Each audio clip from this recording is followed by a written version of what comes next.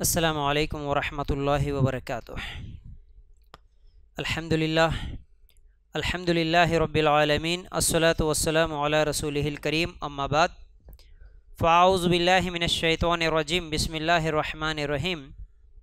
ہر قسم کی تعریف، حمد و ثناء، کبریائی اور بڑائی اس اللہ رب العزت کے لیے ہیں جو تمام جہانوں کا پالنے والا رب ہے، اور اسی طرح اس کے آخری نبی محمد رسول اللہ صلی اللہ علیہ وسلم پر بے شمار درود و سلام ہو۔ حمد و ثناء کے بعد آج ہم لوگ خلاصۂ تفسیر قرآن کا 11واں پارہ انشاءاللہ سمجھنے کی کوشش کریں گے۔ 11ویں پارے میں 2 صورتیں ہیں، ایک تو سورہ توبہ اور دوسرا سورہ یونس۔ سورہ توبہ کا آخری حصہ غزوہ تبوک کے بعد نازل ہوا۔ اس میں ان لوگوں کا تذکرہ ہے جو غزوہ تبوک میں شامل نہیں ہوئے۔ تو کل جو 10واں پارہ چل رہا تھا اس میں ہم لوگ غزوہ تبوک کے تعلق سے کچھ اہم باتیں سن چکے تھے، تو اب غزوہ تبوک سے پیچھے رہنے والے منافقین کے تعلق سے بھی سنیں گے۔ کچھ باتیں کل بھی ہم لوگ سن چکے تھے۔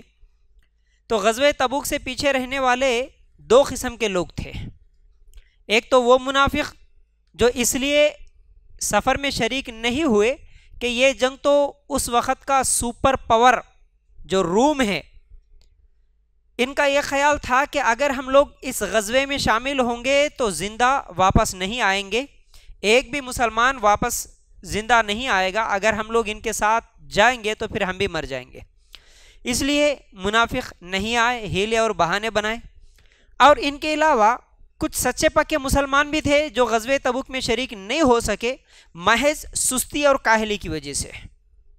پھر بعد میں وہ لوگ نادم ہوئے، ان کے تعلق سے بھی آج ہم لوگ انشاءاللہ کچھ باتیں سننے کی کوشش کریں گے۔ تو جب رسول اللہ صلی اللہ علیہ وسلم غزوے سے واپس تشریف لائے تو منافقین نے حاضر ہو کر طرح طرح کے بہانے بنائے۔ ان کے متعلق اللہ تعالیٰ فرماتا ہے سورہ توبہ آیت نمبر 94۔ میں کل آپ لوگوں کے سامنے یہ بھی بتایا تھا کہ کچھ مسلمان جن کو کسی مجبوری کی وجہ سے یا بیماری کی وجہ سے یا ہتھیار نہیں ہونے کی وجہ سے یا پھر سفر کرنے کے لیے انتظام نہیں ہونے کی وجہ سے، سواری کا انتظام نہیں ہونے کی وجہ سے وہ لوگ غم میں واپس گئے۔ واپس جاتے ہوئے وہ لوگ روتے ہوئے گئے گھروں کو۔ لیکن کچھ منافقین ہیلے بہانے بناتے ہوئے اللہ کے رسول صلی اللہ علیہ وسلم سے اجازت لے کر وہ لوگ بھی واپس ہوئے۔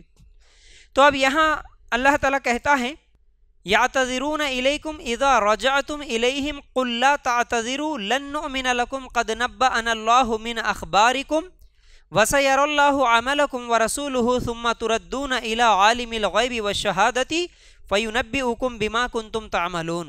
تمہارے سامنے عذر پیش کریں گے جب تم ان کی طرف واپس آؤ گے، کہہ دیں عذر مت کرو، ہم ہرگز تمہارا یقین نہ کریں گے، بے شک اللہ ہمیں تمہاری کچھ خبریں بتا چکا ہے، اور عنقریب اللہ تمہارا عمل دیکھے گا اور اس کا رسول بھی، پھر تم ہر پوشیدہ اور ظاہری چیز کو جاننے والے کی طرف لوٹائے جاؤ گے تو وہ تمہیں بتائے گا جو کچھ تم کرتے ہو۔ یعنی غزوے سے واپس آنے کے بعد کچھ لوگ آئیں گے تمہارے پاس، عذر پیش کریں گے، تو اللہ تعالیٰ یہاں پر اللہ کے رسول صلی اللہ علیہ وسلم سے کہتا ہے کہ تمہارے کہہ دینے سے ہم تمہارا اعتبار نہیں کریں گے، تم آ کے جو بھی جھوٹے بہانے بنائیں گے تو ہم اعتبار نہیں کریں گے، بلکہ آئندہ تمہارا کردار دیکھا جائے گا، اگر درست ہوا تو ہم سمجھیں گے کہ غزوہ تبوک سے پیچھے رہنا واقعی تمہاری مجبوری ہے، یعنی اس کے بعد تم کیا کرو گے ہم لوگ دیکھیں گے۔ اگر بعد میں بھی تمہاری یہی کرتوت رہیں تو اس کا معنی یہ ہے کہ تم جہاد کے باغی اور منافق ہو۔ پھر اس کے بعد فرمایا اللہ تعالیٰ سَيَحْلِفُونَ بِاللَّهِ لَكُمْ اِذَا انقَلَبْتُمْ إِلَيْهِمْ لِتُعْرِضُوا عَنْهُمْ فَأَعْرِضُوا عَنْهُمْ إِنَّهُمْ رِجْسٌ وَمَأْوَاهُمْ جَهَنَّمُ جَزَاءً بِمَا كَانُوا يَكْسِبُونَ۔ عنقریب وہ تمہارے لیے اللہ کی قسم کھائیں گے جب تم ان کی طرف واپس آؤ گے تاکہ تم ان سے توجہ ہٹا لو، سو ان سے بے توجہی کرو، بے شک وہ گندے ہیں اور ان کا ٹھکانہ جہنم ہے، اس کے بدلے جو وہ کماتے ہیں۔ اللہ کے رسول صلی اللہ علیہ وسلم کو اللہ تعالیٰ بتا دیا کہ یہ لوگ گندے لوگ ہیں، ان سے توجہ ہٹا لیں آپ، اور ان کے لیے جہنم ہے، منافقین کے لیے اللہ تعالیٰ نے یہ بات واضح کر دی۔ اب اس کے بعد مسجد کے نام پر اسلام کے خلاف سازش کر رہے تھے کچھ منافق۔ کیسے؟ منافقین میں سے کچھ لوگ ایسے بھی تھے جو محض منافق ہی نہیں تھے بلکہ انہوں نے مسلمانوں اور اسلام کے خاتمے کے لیے ایک عالمی نیٹ ورک بھی بنا کے رکھا تھا. یعنی کچھ منافقین تو صرف دشمنی رکھتے تھے, دل میں کفر چھپا کے رکھتے تھے, لیکن کچھ منافقین ایسے بھی تھے جو اسلام کو ختم کرنے کی ہمیشہ وہ بھی کوشش کرتے تھے. ان کے روم کی عیسائی حکومتوں سے براہ راست رابطہ بھی تھا, جو کہ روم کے تعلق سے کل ہم لوگ سنے. انہی رومیوں کے تعلق سے جنگ کرنے کے لیے اللہ کے رسول صلی اللہ علیہ وسلم غزوہ تبوک کا سفر جاری رکھے تھے. تو اس لیے ان روم کے عیسائیوں سے کچھ منافقوں کا رابطہ بھی تھا. تو انہوں نے مسلمانوں کے خلاف سازشوں کے لیے مدینہ سے باہر قباء کے علاقے میں ایک مسجد کے نام پر ایک سازشی مرکز قائم کیا تھا. ایک مرکز سازش کے لیے رومیوں کے ساتھ ملنے کے لیے کیا کرے وہ لوگ, مسجد کے نام پر مدینہ سے باہر ایک مسجد بنا دیے منافق. اللہ کے رسول صلی اللہ علیہ وسلم کے پاس آئے اور کہنے لگے ہمارے گھر مسجد قباء سے کافی دور ہے, بارش وغیرہ میں ہم وہاں پر جانا ہمارے لیے مشکل ہوتا ہے, تو ہم نے اپنے محلے میں ایک مسجد بنائی, آپ اس کا افتتاح کرو, آپ آؤ اوپننگ کرو کیونکہ ہمارے لیے مسجد دور ہو رہی. اس طرح منافقین کیا کرے, مسجد بنا کے اللہ کے رسول صلی اللہ علیہ وسلم کو بلائے.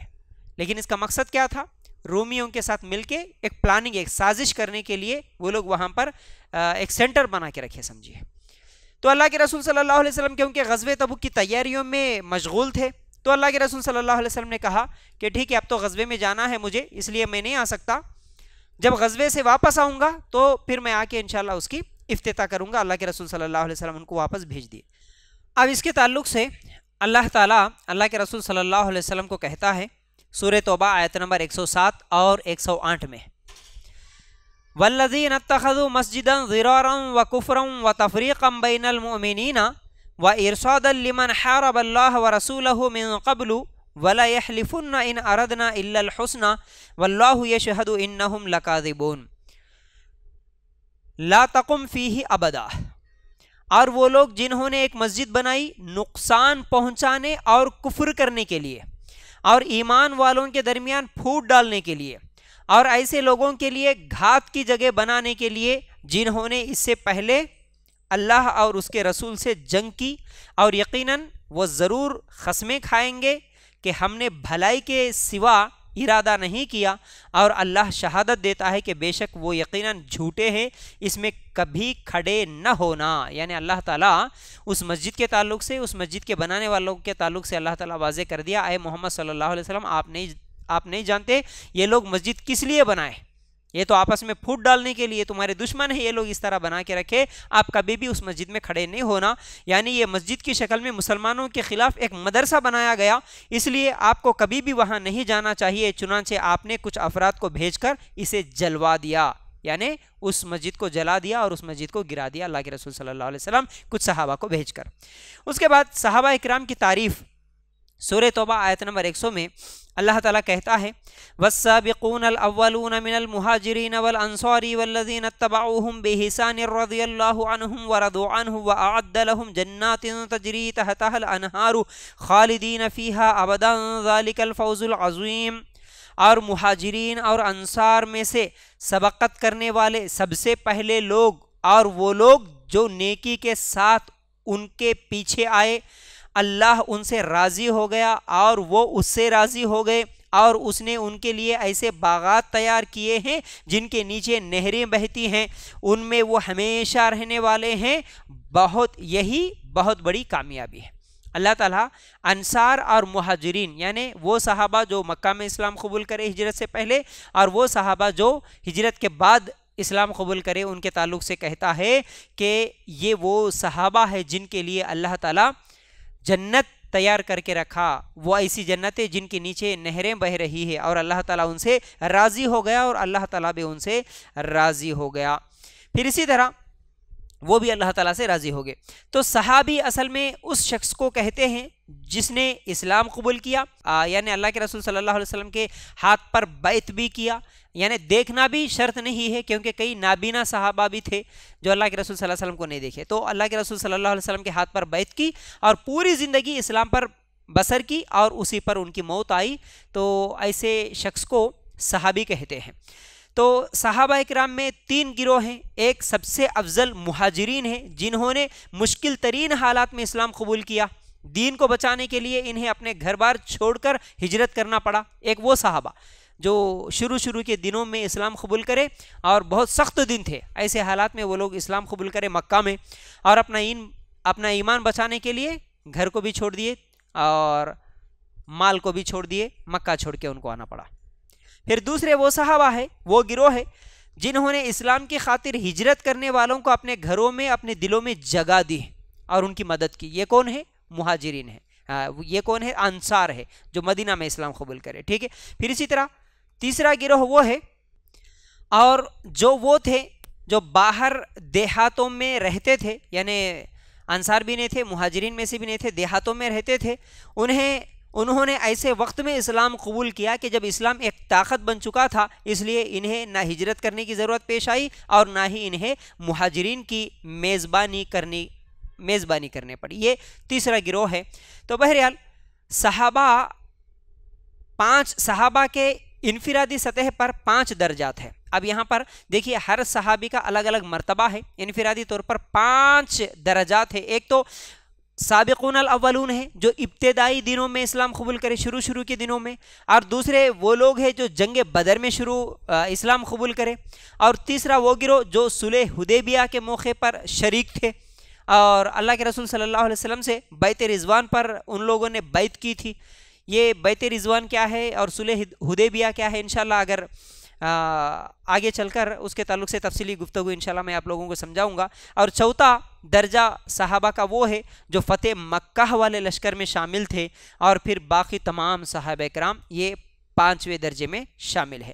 تو صحابہ اکرام کا مقام و مرتبہ یہ ہے کہ سارے اولیاء مل کر بھی، اس دنیا میں جتنے بھی ولی ہیں سارے اولیاء مل کر بھی ایک صحابی کے مرتبے تک نہیں پہنچ سکتے، کیونکہ اللہ کے رسول صلی اللہ علیہ وسلم نے فرمایا میرے صحابہ کرام کو گالی نہ دو، اگر کوئی شخص احد پہاڑ کے برابر بھی اگر سونا خرچ کر ڈالے، احد پہاڑ کے برابر بھی اگر سونا خرچ کر ڈالے تو ان کے 1 مد یا آدھے مد کے برابر بھی ثواب نہیں پا سکتا. صحیح بخاری کی یہ روایت ہے. یعنی اگر ہم لوگوں میں سے کوئی پہاڑ کے برابر بھی سونا خرچ کر ڈالے اور صحابہ میں سے کوئی خالی 1 مٹھی بھر بھی اگر خرچ کر دیا تو ہمارا پہاڑ کے برابر سونا خرچ کرنا صحابہ کے برابر نہیں ہو سکتا. اس چیز کو ذہن میں رکھ لیں. پھر اس کے بعد غزوہ تبوک سے پیچھے رہ جانے والے صحابہ اکرام کو اللہ تعالیٰ جو سزا دیا، دیکھو یہاں ایک بڑا اہم واقعہ آ رہا ہے، ذرا غور سے سننا. اسلام کا اصول ہے کہ جب مسلمانوں کا امیر جن لوگوں کو جنگ پر جانے کا حکم دے ان پر جنگ میں شرکت کرنا فرض عین ہو جاتا ہے. اگر وہ سب کو نکلنے کا حکم دے تو سب پر نکلنا فرض ہو جاتا ہے. غزوہ تبوک اس دور کی سپر پاور روم کے خلاف تھا، تو نبی کریم صلی اللہ علیہ وسلم نے سب مسلمانوں کو حکم دیا کہ وہ سب نکلے اس غزوے میں.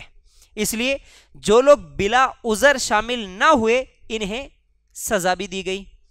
تو اس وقت جو صحابہ اکرام میں سے صرف 9 لوگ تھے جو محض سستی کی وجہ سے غزوہ تبوک میں شامل نہ ہو سکے. اب اس غزوے میں جانا ضروری تھا، تو اس لیے اللہ کے رسول صلی اللہ علیہ وسلم سب کو اعلان کرے کہ سب کے سب نکلنا ہے، لیکن 9 صحابہ ایسے تھے جو سستی کی وجہ سے نہیں نکل سکے. ہاں کچھ منافقین تھے جو جھوٹے بہانے بنا کے وہ تو نہیں آئے، لیکن صحابہ میں سے، ایمان والوں میں سے 9 صحابہ تھے جو سستی کی وجہ سے نہیں آئے. وہ اپنے کام پر اس قدر نادم تھے کہ ان میں سے 6 صحابہ نے رسول اللہ صلی اللہ علیہ وسلم کی خدمت میں حاضر ہونے اور معافی کی درخواست کرنے کی بجائے مسجد کے ستونوں کے ساتھ خود کو باندھ لیا کہ ہم اللہ کے مجرم ہیں، اگر وہ معاف کرے گا تو ہم آزاد ہو جائیں گے، یعنی اللہ تعالیٰ معاف کرے گا تو ہمیں آزاد کر دے گا، ورنہ ہم اسی طرح بھوکے پیاسے مر جائیں گے. یعنی 6 صحابہ اللہ کے ڈر کی وجہ سے کیا کرے، تبوک میں نہیں گئے سستی کی وجہ سے، تو وہ اللہ کے رسول صلی اللہ علیہ وسلم کے پاس جا کے معافی مانگنے کے بجائے خود کو کیا کرے، مسجد میں جا کے اپنے آپ کو باندھ لیے. ہم بھوکے پیاسے مر جائیں گے، اللہ معاف کرا تو ٹھیک ہے، نہیں تو اسی طرح کیونکہ ہم سے غلطی ہو گئی، سستی ہو گئی، ہم اسی طرح مر جائیں گے. تو رسول اللہ صلی اللہ علیہ وسلم کو جب یہ خبر ملی تو اللہ کے رسول صلی اللہ علیہ وسلم نے فرمایا انہوں نے جلدی بازی سے کام لیا. میرے پاس آتے اور معافی کی درخواست کرتے تو میں انہیں اللہ سے معافی دلا دیتا، لیکن وہ لوگ جلد بازی کر لیے. مگر اب کیونکہ خود اللہ تعالیٰ کے حوالے انہوں نے اپنے آپ کو کر دیا، تو اس لیے اب ان کا فیصلہ خود اللہ تعالیٰ ہی کرے گا، اب میں کچھ بھی نہیں کر سکتا۔ تو کچھ دنوں کے بعد اللہ تعالیٰ نے ان کی توبہ قبول کر لی اور انہیں ستونوں سے کھول دیا گیا۔ اب اس کے بعد 3 صحابہ کرام، یعنی 9 میں سے 6 تو اپنے آپ کو باندھ لیے، مسجد کے ستونوں سے خود کو باندھ لینے والے لوگوں میں سے یہ 3 صحابہ نہیں تھے۔ ان کا نام ایک تو کعب بن مالک، اور دوسرے مرارہ بن ربیع، اور تیسرے بلال بن امیہ۔ یہ 3 صحابہ تھے جنہوں نے خود کو مسجد کے ستونوں سے تو نہیں باندھا تھا، مگر رسول اللہ صلی اللہ علیہ وسلم کی خدمت میں حاضر ہو کر سچ بتا دیا، یعنی جو کچھ بھی ان کے نہیں آنے کی وجہ تھی، سچ کیا ہے ان کے سامنے بتا دی، اللہ کے رسول صلی اللہ علیہ وسلم کے سامنے، اور اس پر معافی کی درخواست کی تھی، تو انہیں سزا دی گئی۔ ان میں سے ایک کعب بن مالک رضی اللہ تعالیٰ عنہ، سزا دی، پھر بعد میں ان کی توبہ بھی قبول ہوئی، لیکن ان میں سے ایک وہ صحابی جو کعب بن مالک ہے، انہوں نے اس واقعے کو تفصیل سے بیان کیا۔ یعنی کعب بن مالک جو ہے اصل میں ہوا کیا تھا، واقعے کو تفصیل سے بیان کرتے ہیں۔ وہ واقعہ سبق آموز بھی ہے اور دلچسپ بھی ہے، تو وہ واقعہ ہم لوگ تفصیل سے سنیں گے۔ سیدنا کعب رضی اللہ تعالیٰ عنہ کہتے ہیں کہ رسول اللہ صلی اللہ علیہ وسلم جتنے غزوات کیے، میں ان میں سے کسی غزوے میں بھی پیچھے نہیں رہا، میں صرف غزوے تبوک میں پیچھے رہ گیا تھا۔ اللہ کے رسول صلی اللہ علیہ وسلم جو غزوے میں چلنے کے لیے بولے میں ساتھ میں تھا، لیکن یہ جو غزوے تبوک ہے اس میں پیچھے رہ گیا تھا۔ اگرچہ میں غزوے بدر میں بھی شامل نہیں ہوا تھا، ٹھیک ہے، لیکن میں غزوے بدر میں شامل نہیں تھا۔ کیوں نہیں تھا؟ کیونکہ اللہ کے رسول صلی اللہ علیہ وسلم قریش کے ایک قافلے کو پکڑنے کا ارادہ کر کے باہر نکلے تھے۔ یعنی غزوہ بدر کیسے ہوا ہم لوگ سنیں۔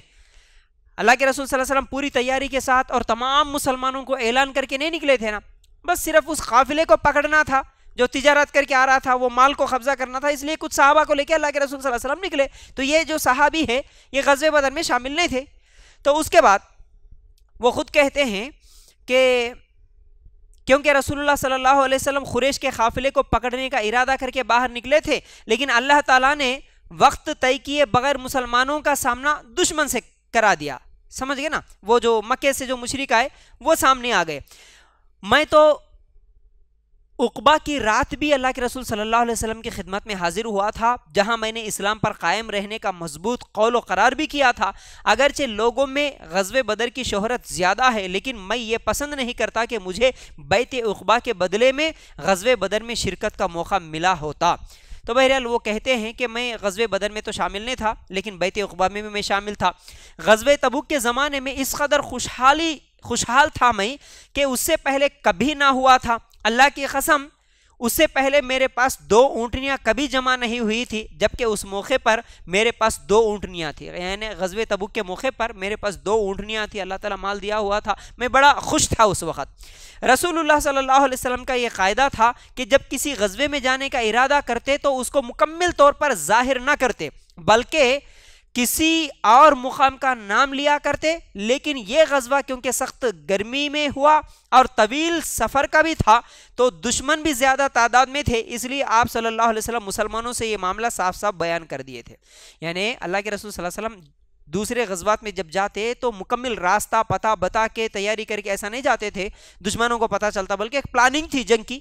لیکن یہ کیونکہ غزوہ تبوک ایک تو گرمی کا بھی موسم تھا اور دشمن بھی زیادہ تھے، اس لیے اللہ کے رسول صلی اللہ علیہ وسلم پورے صحابہ کو بھی حکم دیے اور پورا بتا دیے کہ یہ راستے سے ہم کو جانا ہے، فلاں جگہ رکنا ہے۔ اس طرح پورا واقعہ اللہ کے رسول صلی اللہ علیہ وسلم سفر کا پورا بتا دیے تھے۔ تو رسول اللہ صلی اللہ علیہ وسلم کے ساتھ مسلمانوں کی کثیر تعداد تھی، یعنی بہت سارے صحابہ اللہ کے رسول صلی اللہ علیہ وسلم کے ساتھ تھے۔ کوئی رجسٹر وغیرہ تو نہیں تھا جس میں سب مجاہدین کا نام محفوظ ہوتا تھا، لکھا ہوا تو نہیں تھا، اس لیے جو شخص لشکر سے غائب ہونا چاہتا تو وہ سوچ سکتا تھا کہ اگر بذریعہ وہی آپ کو اطلاع نہ دی گئی تو میری غیر حاضری کا کسی کو پتہ نہ چل سکے گا۔ یعنی جب اللہ تعالیٰ بتائے کہ فلاں صحابی نہیں آئے تو ہی اللہ کے رسول صلی اللہ علیہ وسلم کو معلوم ہوتا تھا، اس کے بغیر اتنے لوگ جا رہے، کون نہیں گیا کون گیا، اللہ کے رسول صلی اللہ علیہ وسلم کو تو اس کا علم نہیں ہوتا تھا۔ تو پھر پھل بھی پک چکے تھے، یعنی گرمی کا موسم تھا تو کھجور وغیرہ جو بھی اس زمانے کے پھل تھے وہ پک چکے تھے اور ہر طرف سایہ عام تھا۔ خیر رسول اللہ صلی اللہ علیہ وسلم نے اور دیگر مسلمانوں نے بھی سفر کا سامان تیار کرنا شروع کیا۔ میری کیفیت یہ تھی کہ میں صبح اس ارادے سے نکلتا کہ میں مسلمانوں کے ساتھ مل کر تیاری کروں گا، لیکن جب شام کو واپس آتا تو کوئی فیصلہ نہ کر سکتا، یعنی میں سوچتا تھا ٹھیک ہے تیاری کروں گا، ٹھیک ہے شام میں کروں گا، ٹھیک ہے صبح تیاری کروں گا جانے کی، اس طرح میں سوچتا تھا لیکن تیاری نہیں کر پاتا۔ اسی طرح وقت گزرتا رہا حتیٰ کہ لوگوں نے زور و شور سے تیاری کر لی، پھر رسول اللہ صلی اللہ علیہ وسلم لشکر سمیت روانہ بھی ہو گئے۔ میں آج کل بول کے سستی کرتا رہا، لیکن اللہ کے رسول صلی اللہ علیہ وسلم لشکر کو لے کے نکل بھی گئے۔ پھر رسول اللہ صلی اللہ علیہ وسلم روانہ ہو گئے، جبکہ میں اپنی تیاری کے سلسلے میں کچھ بھی نہ کر سکا۔ میں نے یہ سوچا کہ آپ کی روانگی کے 1-2 دن بعد تیاری مکمل کر لوں گا اور ان سے جا ملوں گا، لیکن ان کے روانہ ہو جانے کے بعد بھی یہی کیفیت رہی کہ میں آج کل کرتے ہوئے پیچھے رہ گیا۔ ارے ٹھیک ہے میرے پاس تیز سواری ہے، ٹھیک ہے نکلے تو بھی نکلے، کیا ہوا وہیں تک پہنچے ہوں گے، تھوڑی دور ہی گئے ہوں گے، راستہ تو اللہ کے رسول بتا دیے، میں جاؤں گا نکلوں گا، اس طرح سوچتا رہا، لیکن میں سستی کی وجہ سے نہیں جا سکا۔ میری کیفیت مسلسل یہی رہی اور اتنے دن ایسے ہی میں ٹالتا رہا کہ مسلمان بہت دور نکل گئے۔ میں نے پھر ارادہ کیا میں ابھی بھی چل پڑوں، لیکن کاش کہ میں نے ایسا کر لیا ہوتا، لیکن یہ سعادت میرے مقدر میں نہ تھی۔ سب سے زیادہ جو چیز مجھے سب سے زیادہ غمگین کرتی رہی، یعنی یہ چیز مجھے سب سے زیادہ ستاتے رہی کہ میں آج کل کرتے ہوئے پیچھے رہ گیا۔ جب میں باہر نکلتا تو مجھے صرف 2 قسم کے لوگ نظر آتے، ایک جس پر نفاق کا الزام تھا، یا پھر ضعیف اور کمزور لوگ، یعنی اب سب کے سب چلے گئے۔ اب میں جیسے ہی مدینہ میں باہر نکلتا تو مجھے 2 لوگ نظر آتے تھے، کون؟ ایک تو جھوٹے بہانے بنا کے جو منافق رہ گئے تھے وہ تھے، اور دوسرے کمزور لوگ جو بالکل نہیں جا سکتے تھے، وہی لوگ رہ گئے تھے، ان کے ساتھ میں بھی مدینہ میں رہ گیا۔ ادھر رسول اللہ صلی اللہ علیہ وسلم نے راستے میں تو مجھے کہیں بھی یاد نہ فرمایا۔ جب تبوک پہنچ گئے اور ایک موقع پر رسول اللہ صلی اللہ علیہ وسلم نے پوچھا کعب نے کیا کیا ہے؟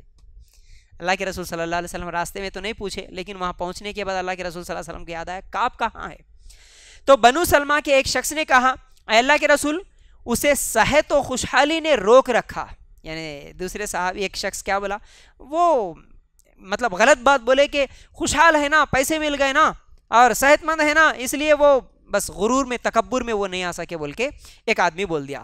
تو فوراً یہ بات سن کر معاذ بن جبل رضی اللہ تعالیٰ عنہ نے کہا تم نے بہت بری بات کہی، ایسا نہیں ہے، کعب نہیں آنے کی وجہ یہ نہیں ہو سکتی۔ تو فوراً کہے کہ تم نے بہت بری بات کہی، اللہ کے رسول اللہ کی قسم ہم نے کعب میں بھلائی کے سوا کچھ بھی نہیں دیکھا۔ اللہ اکبر، یعنی دوسرے صحابی دفاع کر رہے، دیکھیے اللہ کے رسول میں جانتا ہوں کعب کو، کعب اس لیے فخر کی وجہ سے یا غرور کی وجہ سے نہیں آئے، ایسا نہیں ہے، میں جانتا ہوں کعب کے بارے میں۔ تو بہرحال اس سے ایک بات یہ بھی معلوم ہے کہ کبھی اگر کسی مسلمان کے تعلق سے کہیں پر کوئی برائی ہو رہی ہے، اگر ہم اس کے بارے میں جانتے ہیں تو ہم دفاع کرنا، نہیں تم یہ جو بات بول رہے ہیں یہ غلط ہے، یہ ایسے آدمی نہیں ہے۔ بہت ساری باتیں ہم سنتے وہ ریاکاری کرتے ہیں، ان کے پاس تکبر ہے، انہیں گھمنڈی ہے، انہیں بد اخلاق ہے، ایسے باتیں کبھی سنتے نا، اگر ہم اس کے بارے میں جانتے ہیں تو فوراً بولا نہیں یہ بات غلط ہے، میں ان کو جانتا ہوں، وہ میرے دوست ہے، میں کبھی ان کے تعلق سے ایسی بات نہیں سنا، ٹھیک ہے، اس طرح دفاع کرنا چاہیے۔ بہرحال یہ گفتگو سن کر اللہ کے رسول صلی اللہ علیہ وسلم خاموش ہو گئے۔ جب مجھے یہ خبر ملی کہ آپ واپس آ رہے ہیں تو خیال ہوا کہ کوئی ہیلا سوچنا چاہیے تاکہ آپ کی ناراضگی سے بچ نکلوں، یعنی بچ جاؤں گا، آپ کی ناراضگی سے بچ جاؤں گا، یعنی اللہ کے رسول واپس آ رہے، اس طرح معلوم ہوا تو کوئی ہیلا بہانہ بنا دوں، کوئی جھوٹی بات بول دوں، اس طرح میرے دل میں خیال آیا، لیکن میں نے سچ بولنے کا ارادہ کر لیا، کیونکہ اگر میں جھوٹ بول دیا اور اللہ تعالیٰ وحی کے ذریعے اللہ کے رسول صلی اللہ علیہ وسلم کو بتا دیا تو پھر میں جھوٹوں میں شامل ہو جاؤں گا، اس لیے میں جھوٹی بات نہیں بولوں گا، جو بھی ہو، جو بھی سزا مجھے ملے میں اس کے لیے تیار ہوں، لیکن میں جھوٹ نہیں بولوں گا۔ تو رسول اللہ صلی اللہ علیہ وسلم صبح کے وقت تشریف لائے اور آپ کا دستور تھا کہ جب آپ سفر سے واپس آتے تو سب سے پہلے مسجد میں جا کر 2 رکعت نماز پڑھتے، یہ اللہ کے رسول صلی اللہ علیہ وسلم کی عادت تھی۔ سفر سے جیسے ہی واپس آتے پہلے گھر کو نہیں جاتے، ہمارے نبی صلی اللہ علیہ وسلم مسجد میں جاتے، نفل نماز پڑھتے، پھر لوگوں سے ملاقات کے لیے تشریف فرما ہوتے۔ چنانچہ جب آپ نماز سے فراغت کے بعد ملاقات کے لیے بیٹھے تو پیچھے رہ جانے والوں نے آنا شروع کیا اور قسمیں اٹھا کر آپ کے سامنے طرح طرح کے عذریں پیش کرنے لگے۔ اللہ کے رسول مسجد میں سفر سے آئے، مسجد میں نماز پڑھے اور لوگوں سے ملاقاتیں کرنا شروع کرے، تو جو لوگ منافق تھے، جو جھوٹے بہانے بنائے، وہ آئے، جھوٹے عذر پیش کرنا شروع کر دیے، جھوٹی باتیں بولنا شروع کر دیے۔ رسول اللہ صلی اللہ علیہ وسلم ان کے بیان کردہ عذر کو قبول کر لیے، ان سے بیعت لی اور ان کے لیے مغفرت کی دعا فرمائی اور ان کی نیتوں کو اللہ کے حوالے کر دیا. اللہ کے رسول کہہ رہے ٹھیک ہے تمہاری نیت تمہارے لیے کافی ہے, تم جھوٹ بول رہے سچ بول رہے, اللہ تعالیٰ اس کا بدلہ دے دے گا.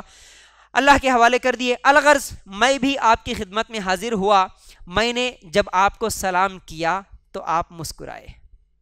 کون سے صحابی بیان کر رہی ہے؟ کعب بن مالک, یاد رکھ لو اس صحابی کا نام. تو اللہ کے رسول صلی اللہ علیہ وسلم سے میں بھی گیا, ملاقات کیا, اور اللہ کے رسول صلی اللہ علیہ وسلم کو میں بھی سلام کیا. اللہ کے رسول صلی اللہ علیہ وسلم بھی سلام کا جواب دیے اور مسکرائے, لیکن ایسی مسکراہٹ جس میں غصہ بھی شامل تھا. اللہ کے رسول صلی اللہ علیہ وسلم کے چہرے کو دیکھ کر صحابی سمجھ گئے, آپ مسکرائے, سلام کا جواب تو دیے لیکن اس میں غصہ بھی شامل تھا. پھر آپ صلی اللہ علیہ وسلم نے کہا ادھر آؤ. میں آگے بڑھا اور آپ کے سامنے جا کر بیٹھ گیا. آپ نے دریافت فرمایا تم کیوں پیچھے رہ گئے؟ اللہ کے رسول صلی اللہ علیہ وسلم سوال کرتے ہیں تم کیوں پیچھے رہ گئے؟ تم نے تو سواری نہیں خرید لی تھی. میں نے عرض کیا بجا ارشاد اللہ کی قسم میں اگر آپ کے علاوہ کسی اور دنیاوی شخصیت کے سامنے ہوتا تو ضرور یہ خیال کرتا میں کسی عذر بہانے سے اس کے غضب سے نجات پا سکتا ہوں, کیونکہ میں قوت گویائی اور دلیل بازی میں ماہر تھا. یعنی میں بول سکتا تھا, میں دلیل کون سی بھی جھوٹی بات بہانہ بنا سکتا تھا.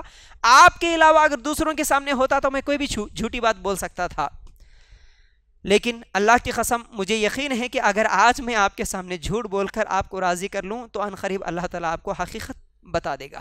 اللہ تعالیٰ بتا دے گا. اگر میں آج جھوٹ بول لیا تو اللہ تعالیٰ تو کبھی نہ کبھی سچ بول دے گا. اللہ کے رسول صلی اللہ علیہ وسلم کو معلوم ہو جائے گا تو آپ صلی اللہ علیہ وسلم مجھ سے ناراض ہو جائیں گے, اور اگر میں آپ سے ساری بات سچ سچ بیان کر دوں تو آپ مجھ سے ناراض تو ہوں گے, تاہم مجھے امید ہے کہ اس صورت میں اللہ تعالیٰ مجھے معاف بھی کر دے. اللہ کی قسم مجھے کوئی معذوری نہیں تھی, اور یہ حقیقت ہے کہ اللہ کی قسم میں اتنا خوشحال کبھی نہ تھا جتنا میں اس موقع پر تھا. یعنی میری کوئی مجبوری نہیں تھی نہیں جانے کی, میں خوش بھی تھا, صحت مند بھی تھا.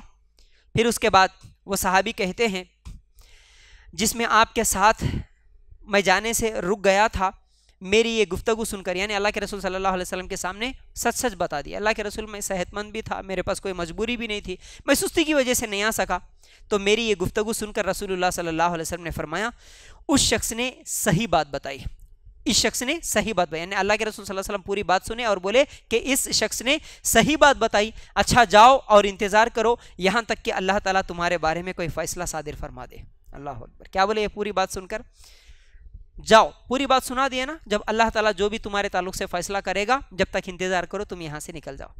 ذرا غور سے سننا اور تصور کر کے دیکھنا, اللہ کے رسول کے سامنے ایک صحابی جاتے ہیں, نہیں جانے کا واقعہ بیان کر رہے اور سچ بول رہے, تو کیسا وہ منظر ہوگا.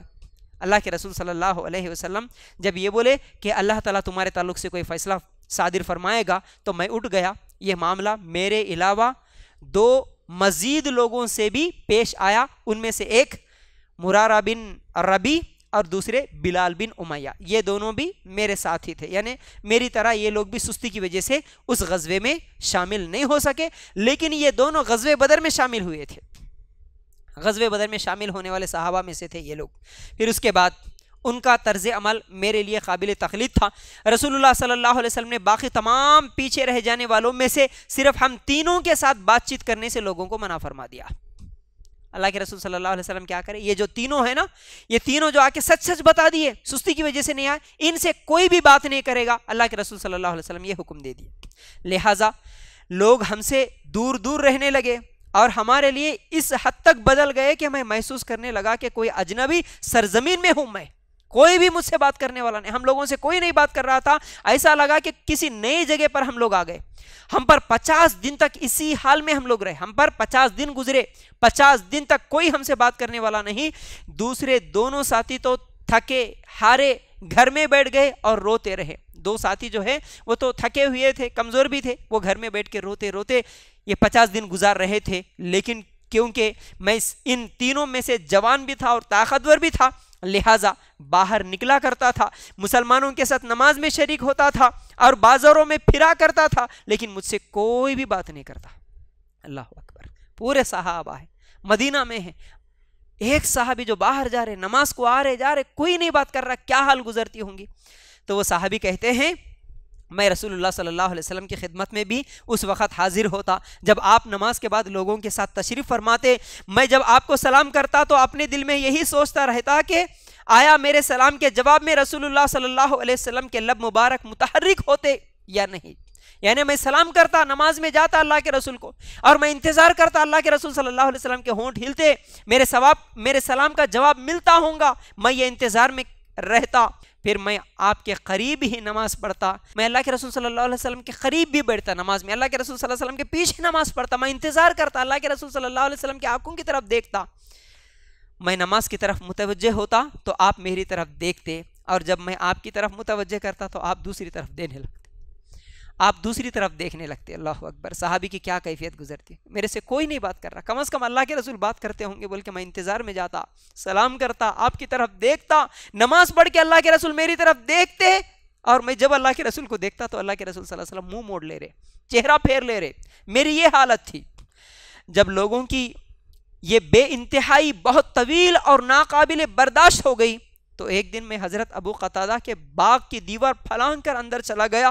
یہ میرے چاچا زد بھائی بھی تھے اور میرے محبوب ترین دوست بھی تھے.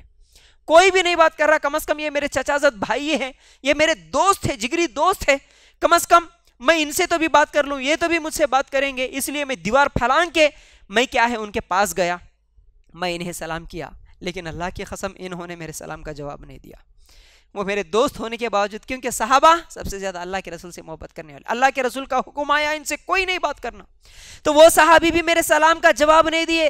میں نے ان سے کہا اے ابو قتادہ، میں تمہیں اللہ کی قسم دے کر پوچھتا ہوں، کیا تم مجھے اللہ اور اس کے رسول کا دوست جانتے ہو؟ اے ابو قتادہ تم تو بتاؤ، کیا میں اللہ اور اس کے رسول کا دوست نہیں ہوں؟ کیا میں دشمن نظر آ رہا ہوں میں آپ کو؟ آپ تو بتاؤ. لیکن وہ خاموش رہے. میں نے ان سے دوبارہ یہی سوال کیا لیکن وہ پھر خاموش رہے.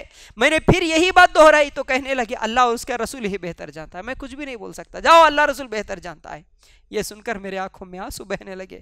میں منہ موڑ کر واپس چلا آیا اور دیوار پھلانگ کر باہر آ گیا.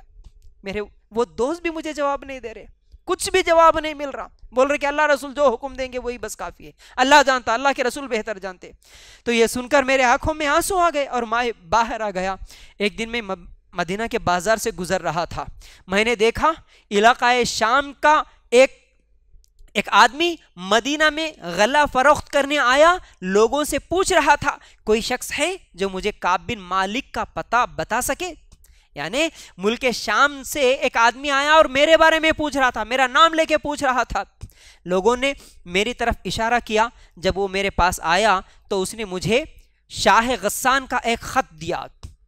وہ ایک بادشاہ کا خط دیا مجھے جس میں لکھا ہوا تھا، یعنی وہ بادشاہ خط بھیجا، دوسرا یعنی کافر بادشاہ تھا، وہ خط بھیجا. اس میں کیا لکھا ہوا تھا کہ مجھے معلوم ہوا ہے کہ تمہارے صاحب نے تم پر زیادتی کی ہے، حالانکہ تمہیں اللہ نے اس لیے نہیں بنایا کہ تم ذلیل و خوار ہو. یعنی اس میں وہ بادشاہ لکھتا ہے کہ دیکھو مجھے معلوم ہوا کہ تمہارے صاحب یعنی تمہارے جو نبی ہیں وہ تمہارے تعلق سے ظلم کر رہے، تمہارے اوپر زیادتی کر رہے اور تمہیں ذلیل کر دیے، حالانکہ تم ایسے نہیں ہو، تم ذلیل آدمی تو نہیں ہو.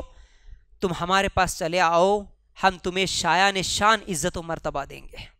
اب اس کو معلوم ہوا کسی کافر بادشاہ کو، تو وہ بھیج دیا تم ہمارے پاس آ جاؤ، یعنی اسلام چھوڑ دو، تمہارے اوپر زیادتی ہو رہی، تمہارے نبی تمہارے تعلق سے اس طرح حکم دے دیے کہ تم کسی سے بات نہیں کرو گے، تم ہمارے پاس آ جاؤ، تمہارے لیے بڑی عزت شایان شان، تمہارے بہت بڑا مرتبہ ہوگا ہمارے پاس. میں نے جب یہ خط پڑھا تو دل میں کہنے لگا یہ بھی ایک میرے لیے امتحان ہے. میں سوچا کہ یہ بھی میرے لیے امتحان ہے، یعنی ایک طرف تو اللہ کے رسول اور صحابہ کوئی نہیں بات کر رہے اور دوسری طرف دشمن بلا رہا مجھے، آؤ بہت بڑی عزت ہوگی تمہاری. تو میں نے سوچا کہ یہ بھی میرے لیے امتحان ہے. میں وہ خط لے کر تنور میں پھینک دیا اور جب 50 دنوں میں سے 40 راتیں گزر گئی تو میرے پاس رسول اللہ صلی اللہ علیہ وسلم کا ایک قاصد آیا اور کہنے لگا رسول اللہ صلی اللہ علیہ وسلم نے تمہیں حکم دیا ہے کہ تم اپنی رفیق حیات سے کنارہ کش ہو جاؤ. یعنی 40 دنوں کے بعد ایک صحابی آیا اور کہنے لگے اب تمہاری بیوی بھی تمہارے پاس نہیں رہے گی. دوسرے تو نہیں بات کر رہے، اتنے دن بیوی ساتھ میں تھی، لیکن اب تو حکم ہوا کہ تمہاری بیویاں بھی تمہارے ساتھ نہیں رہے گی. میں نے کہا کیا میں اسے طلاق دے دوں؟ اس نے کہا نہیں، بس اس سے کنارہ کش ہو جاؤ، طلاق دینا نہیں ہے لیکن وہ تمہارے پاس نہیں رہے گی، اب اس کے بعد اس کے قریب نہ جاؤ. تو میرے دونوں ساتھیوں کو بھی اسی قسم کا حکم ہوا، یعنی میں اور میرے ساتھ 2 بھی تھے، یعنی ہم پورے 3 تھے، ان کو بھی یہی حکم ہوا کہ ان کی بیویاں بھی ان کے ساتھ نہیں رہیں گی۔ تو میں نے اپنی بیوی سے کہا کہ تم اپنے میکے چلے جاؤ اور جب تک اللہ اس معاملے میں فیصلہ صادر نہ فرمائے وہی مقیم رہو۔ میں بول دیا میری بیوی کو جاؤ، اللہ کا حکم ہے، تم چلے جاؤ اپنے میکے میں۔ حضرت بلال بن امیہ کی بیوی رسول اللہ صلی اللہ علیہ وسلم کی خدمت میں حاضر ہوئی، ٹھیک ہے، میں تو میری بیوی کو بھیج دیا، لیکن جو دوسرے صحابی تھے ان کی بیوی اللہ کے رسول صلی اللہ علیہ وسلم کے پاس گئی اور جا کر کہنے لگی بلال بن امیہ ایک ناتواں بوڑھا شخص ہے، بہت بوڑھا ہے، اس کے پاس کوئی خادم بھی نہیں ہے، تو کیا آپ یہ بھی ناپسند فرمائیں گے کہ میں ان کی خدمت کرتی رہوں؟ یعنی اللہ کے رسول وہ بوڑھا ہے، اس کے پاس خدمت کرنے والا بھی کوئی نہیں ہے، تو میں خدمت کے غرض سے اس کے پاس رہ سکتی ہوں؟ تو اللہ کے رسول صلی اللہ علیہ وسلم نے فرمایا نہیں، لیکن وہ تمہارے قریب نہ آئے، رہ سکتی ہو اس کی خدمت کے لیے لیکن وہ تمہارے قریب نہ آئے۔ اس نے کہا اللہ کی قسم، ان کی بیوی کہتی ہے اللہ کے رسول صلی اللہ علیہ وسلم سے کہ وہ میرے قریب آنا تو دور، اللہ کے رسول ان کو تو کسی بات کا ہوش ہی نہیں، اور جس دن سے یہ معاملہ پیش آیا ہے وہ تو مسلسل رو رہے ہیں۔ اللہ کے رسول صلی اللہ علیہ وسلم ان کو کسی دوسری بات کا ہوش نہیں ہے، بلکہ وہ تو صرف آپ جس دن سے بولے کہ ان سے کوئی نئی بات کرنا، وہ تو مسلسل روتے رہے، رونے میں ہی گزار رہے ہیں۔ یہ سن کر میرے بعض اہل خانہ نے مشورہ دیا کہ اگر یعنی جب ان کی بیوی جا کر بولی تو اللہ کے رسول صلی اللہ علیہ وسلم ان کے لیے کیا ہے اجازت دے دیے۔ تو یہ سن کر میرے بعض اہل خانہ نے مشورہ دیا کہ اگر تم بھی رسول اللہ صلی اللہ علیہ وسلم سے اپنی بیوی کے سلسلے میں اجازت لے لو تو کیا حرج ہے، جیسے آپ نے بلال بن امیہ کی بیوی کو خدمت کرنے کی اجازت دے دی۔ تو میں نے کہا اللہ کی قسم میں اس سلسلے میں اللہ کے رسول صلی اللہ علیہ وسلم سے اجازت ہرگز نہیں طلب کروں گا، نامعلوم میری اجازت طلب کرنے پر آپ صلی اللہ علیہ وسلم کیا جواب دیں گے، جبکہ میں ایک نوجوان آدمی ہوں۔ یعنی جب ان کو اجازت مل گئی تو آپ کو بھی اجازت ملتی ہوں گی بیویوں کو ساتھ میں رکھنے کی۔ تو میں بولا نہیں، میں تو جوان آدمی ہوں، میرے تعلق سے پتہ نہیں کیا حکم آتا ہے، اس لیے میں اللہ کے رسول کے پاس نہیں جاؤں گا۔ الغرض اس کے بعد 10 دن اور گزر گئے، یعنی مکمل 50 دن پورے ہو گئے۔ 50ویں رات کی صبح کو میں اپنے ایک گھر کی چھت پر نماز فجر سے فراغت کے بعد بیٹھا ہوا تھا اور میری حالت وہی تھی جس کا ذکر اللہ تعالیٰ نے کیا۔ میں اپنی جان سے تنگ تھا اور زمین اپنی فراخی کے باوجود میرے لیے تنگ ہو چکی تھی، اتنی زمین ہونے کے باوجود میرے لیے تنگ ہو چکی تھی، میں بہت زیادہ پریشان تھا۔ اچانک میں نے کسی پکارنے والے کی آواز سنی۔ 50 دنوں کے بعد میں چھت پر نماز پڑھ رہا تھا، فجر کی نماز سے فارغ ہوا تو ایک آواز سنی۔ وہ کیا آواز تھی؟ کسی پکارنے والے کی آواز میں نے سنی جو پکار رہا تھا، بلند آواز میں پکار رہا تھا، اے کعب بن مالک خوش ہو جاؤ۔ میں یہ سنتے ہی سجدے میں گر گیا اور سمجھ گیا کہ آزمائش کا وقت ختم ہو گیا۔ دراصل رسول اللہ صلی اللہ علیہ وسلم نے نماز فجر کے بعد اعلان فرمایا تھا کہ اللہ تعالیٰ نے ان کی توبہ قبول فرما لی ہے، لہٰذا لوگ ہمیں خوشخبری دینے کے لیے دوڑ پڑے۔ اللہ کے رسول صلی اللہ علیہ وسلم اس دن فجر کی نماز کے بعد اعلان کرے تو لوگ خوشخبریاں دینے کے لیے دوڑ پڑے، یعنی اللہ تعالیٰ ان کی توبہ کو قبول کر لیا۔ کچھ لوگ خوشخبری دینے کے لیے میرے دوسرے دونوں ساتھیوں کی طرف گئے اور ایک شخص گھوڑا دوڑا کر میری طرف چلا آیا۔ ایک دوڑنے والا جو قبیلہ اسلم کا فرد تھا دوڑ کر پہاڑ پر چڑھ گیا، اس کی آواز گھوڑے سے تیز نکلی، یعنی کچھ لوگ گھوڑا دوڑا کر آنے لگے لیکن ایک آدمی پہاڑ پہ چڑھ کے آواز دیا تو وہ آواز میرے کانوں میں پڑ گئی۔ جس کی آواز میں نے خوشخبری سنی تھی میرے پاس پہنچا تو میں نے اپنے کپڑے اتار کر اسے انعام میں پہنا دیا۔ اللہ کی قسم میرے پاس اس دن ان کپڑوں کے علاوہ کوئی جوڑا بھی نہیں تھا، اس کے علاوہ کوئی اور جوڑا نہیں تھا، اس لیے میرے کپڑے اتار کے میں اس کو پہنا دیا۔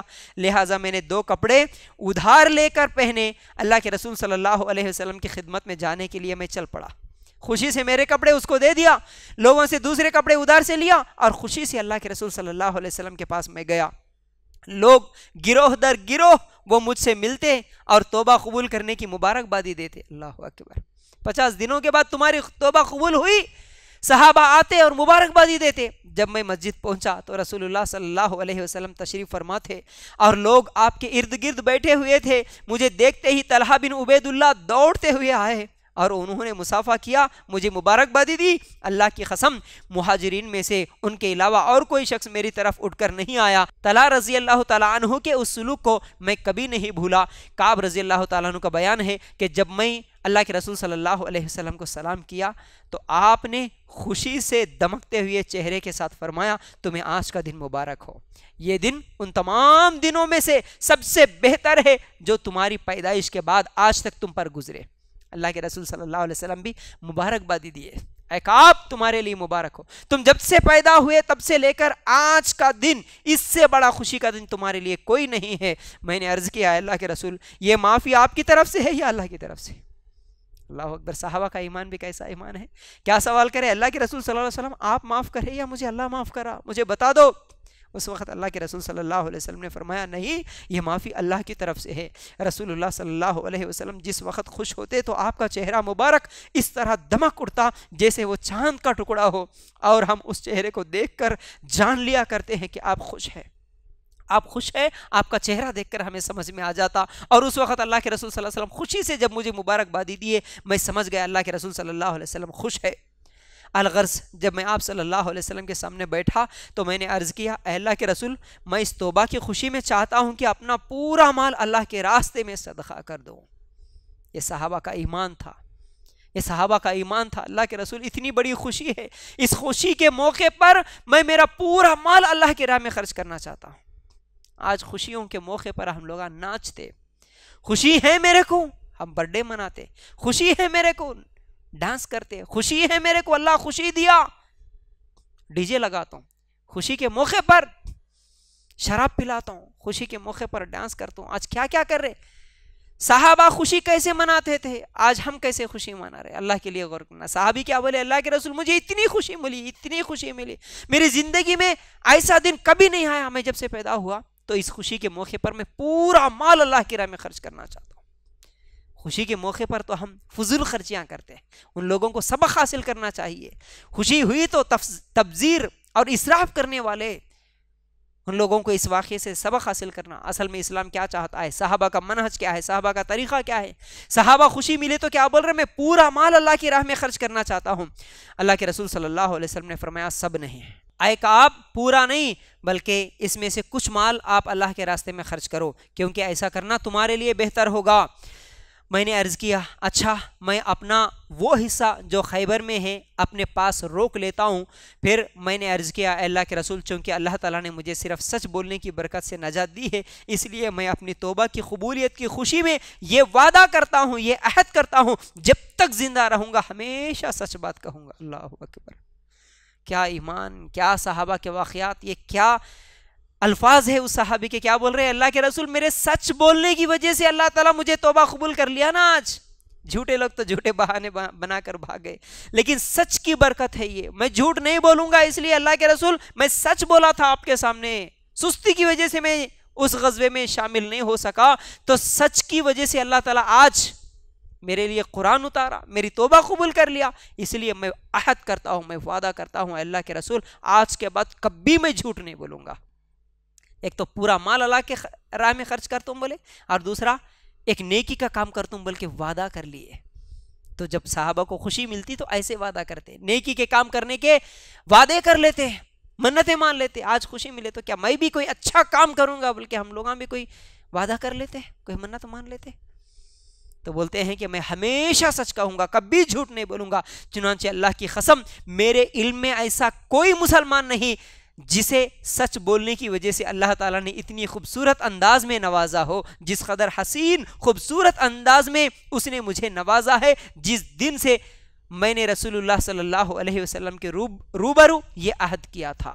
یعنی سچ بولنے کی وجہ سے اللہ تعالیٰ اتنے پیارے اور اتنے خوبصورت انداز سے اللہ تعالیٰ میری توبہ کو قبول کر لیا۔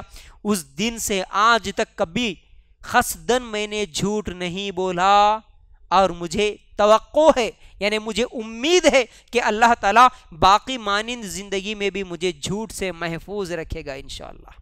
صحابی بول رہے جب سے میں وعدہ کرا آج تک میں کبھی جھوٹ نہیں بولا، کبھی جھوٹ نہیں بولا۔ اللہ اکبر، اور مجھے امید ہے مرتے دم تک بھی میں جھوٹ نہیں بولوں گا، اللہ تعالیٰ مجھے یہ توفیق دے گا۔ تو اس طرح وہ صحابی ارادہ کرتے۔ میری ماں بہنوں، اس میں ہمارے لیے بہت سارا سبق ہے، اگر اس کو دل کی گہرائیوں سے اگر اس منظر کو سوچتے ہوئے ہم لوگ اس کو پڑھیں گے نا تو پھر ہمارے لیے بہت سبق ہے اس میں.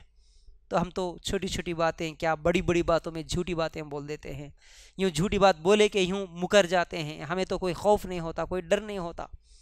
لیکن صحابہ یہ سچ بولنے کی وجہ سے اللہ تعالیٰ ان کی توبہ کو قبول کر لیا. صحابی بھی چاہتے تو جیسا کہ اس واقعے میں وہ خود بول رہے نا, میری زبان بھی ایسی تھی گھما پھرانے والی زبان, میں چاہتا تو کچھ بھی گھما پھرا کے بول دیتا تھا, اللہ کے رسول کو وہاں پر میں متاثر کر لیتا تھا کچھ بھی بول کے. لیکن نہیں, میں کیا سوچا, میں اگر اب بول دوں اللہ کے رسول کو جھوٹی بات, اللہ تعالیٰ اگر بتا دیا سچ تو میں کیا بولوں گا. اس لیے ہم بھی سوچنا, چاہے وہ گھروں میں ہو یا پھر کبھی جھگڑوں میں ہو, کبھی باہر ہو, اگر ہم سے کبھی جھوٹی بات نکلتی ہیں تو ہمیں اللہ سے ڈرنا چاہیے. زبان سے کوئی الفاظ نکالتے ہوئے سوچنا چاہیے میں کیا بول رہا ہوں, سچ کا فائدہ کتنا ہوتا, جھوٹ کا کتنا نقصان ہوتا, یہ ہمیں بھی اس کا احساس ہونا چاہیے. سورہ توبہ آیت نمبر 18 دیکھیے, پورا واقعہ مکمل ہوا تو اللہ تعالیٰ کون سی آیت نازل کرا, یہی سورہ توبہ آیت نمبر 118 اس صحابی کے توبہ کے لیے اللہ تعالیٰ نے نازل کیا. کیا بول کے, وَعَلَى الثَّلَاثَةِ الَّذِينَ خُلِّفُوا حَتَّى إِذَا ضَاقَتْ عَلَيْهِمُ الْأَرْضُ بِمَا رَحُبَتْ وَضَاقَتْ عَلَيْهِمْ أَنفُسُهُمْ وَظَنُّوا أَن لَّا مَلْجَأَ مِنَ اللَّهِ إِلَّا إِلَيْهِ ثُمَّ تَابَ عَلَيْهِمْ لیتوبوا ان اللہ هو التواب الرحیم.